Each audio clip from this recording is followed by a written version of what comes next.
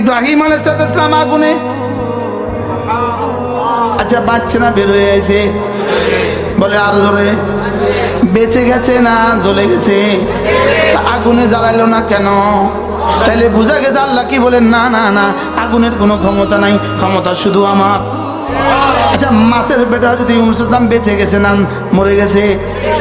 আবার বল বেঁচে গেছে না মরে গেছে? প্রশ্ন, মরে গেল না কেন, বেঁচে গেল কেন? রব বলেন না না না, মাছের পেট মারার কোনো ক্ষমতা নাই, মারার ক্ষমতা শুধু আমার।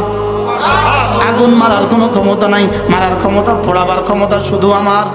আচ্ছা হযরত ইব্রাহিম আলাইহিস সালাম নবী, নবুয়তের শক্তি দিয়া হযরত ইসমাঈল আলাইহিস সালামের এক বাচ্চার গলা, বাচ্চার হাত দিয়ে আর কদ্দুর গলায়, আর কদ্দুর বাচ্চার গলায় নবী, নবীর শক্তি দিয়া ধারালো ছুরি দিয়া চালাইলো।